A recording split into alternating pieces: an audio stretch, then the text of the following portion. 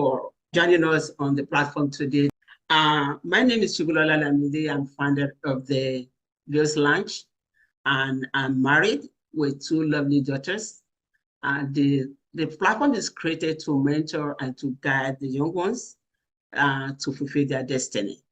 So to start with one of our speakers, I'm going to start off with Mr.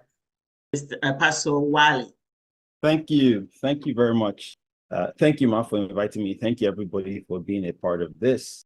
I will answer that by saying that a story, personal story. I suffered for many years under my father's very biblical rule of being very diligent in how we manage our funds and how we are very responsible. And then I went off to college in Penn State. I'm dating myself now in 2001. And Bank of America came out to see all these freshmen and gave us all credit cards. I didn't see what I was reading. They just gave me a paper and I signed, and they gave me a credit card. I think it was either $1,500 or $2,000. And they gave me this credit card and I went to town. Oh my goodness, jeans, Timberland boots, Coogee sweaters, everything. I mean, I went to town. I was rocking the best thing, buying everything I could. And I don't know, within maybe 2 or 3 months, and this is 2001.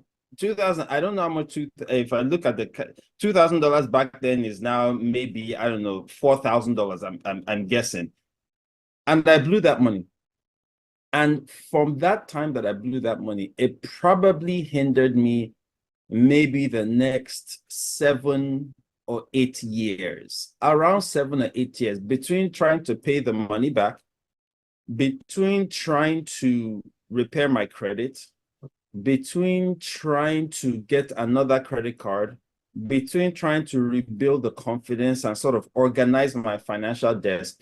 It probably took me off track about 8 years. Now, what was the problem? The problem wasn't Christian upbringing.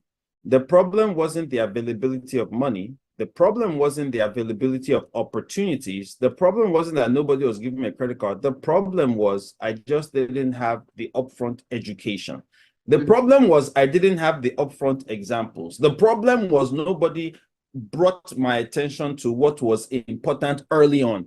I was focusing on academics, and those things are important, but my learning wasn't complete. And when I was given a credit card that $2,000, and my father, who was controlling all my other finances, had no influence on this credit card, everything went downhill. And it would be very foolish of us to bear the cost and to bear the scars and to weep the tears and to bear the pain, and then not and allow all the young ones behind us to go and also bear the same scars on their own and not pass on those lessons. So I think when I saw the topic, it dawned on me that it is our responsibility, because we have already paid the price.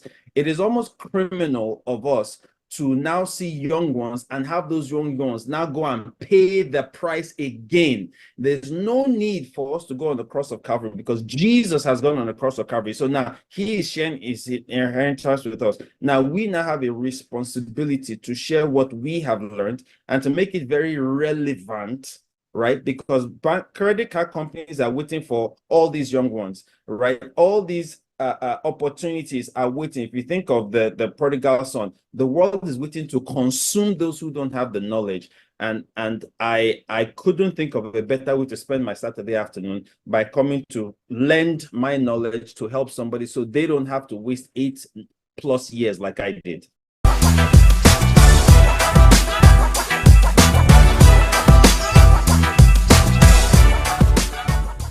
Over to you, Mr. Patrick.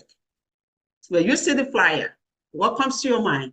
All right. Thank you so much, Pastor Wale, for that robust response to the question. That was really robust. So when I saw the flyers, the first thing that came to mind was the word decoding itself, right? Because for you to decode anything, you have to understand the language of that thing.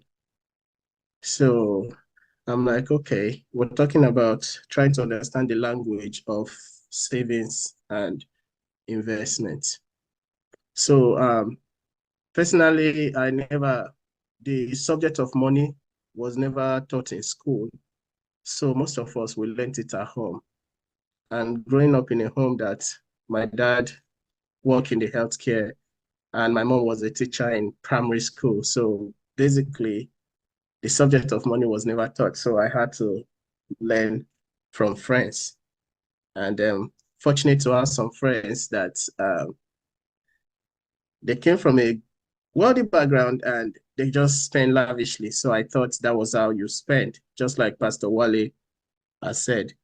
For me, not until I grew up later in life and I started to find out that, oh no, you don't just spend as you earn. If you earn with one hand and you spend with both hands, you're not going to have anything left.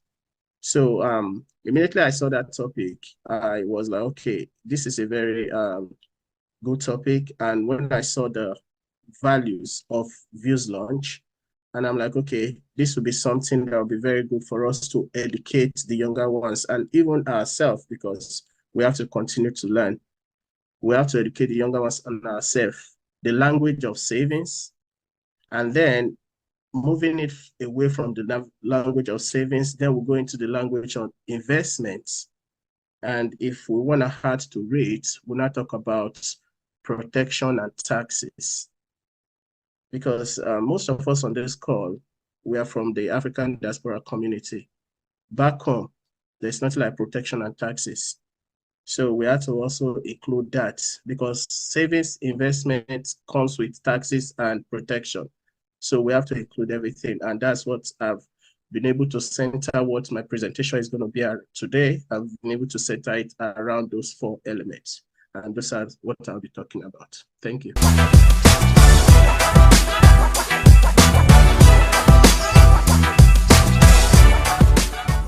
Over to you, Pastor Joy.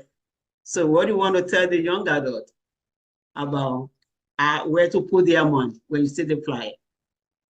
Good afternoon, everyone. So most times I know that 80% of us bring stories that we had to learn, most likely because we didn't learn at home. And the remaining 20% actually did learn at home, but maybe did not learn enough, especially for the medium class group, that they would have seen their parents saving some little money, or maybe being entrusted to take some money to the bank, especially if they are business people. But the angle that even the fact that we're teaching them those things passively, how do we prepare them to face the outside world when it gets to a certain level? So in combination with people that did not get the background information from their parents because their parents did what they needed to do, give them food, provide them with shelter and clothing, and taught them the little that they know, plus the ones that actually did taught them maybe were too harsh or then pass the message across the right way, in quotes. We need to be able to bring all this together. Even now that they are out there, there are so many information that are available for them and to them. How do they make use of this information? So that's where I want to center my teaching on. This information are available almost every day. When you get them, how do you process them? Or do you just leave them on the table? It's just like somebody going to 4-year college. You can decide not to remember the face of your professor as far as you pass his exam because you don't like him. But aside from liking your professor, what comes out from that professor? What can you gain? And how do you apply those things that you have gained?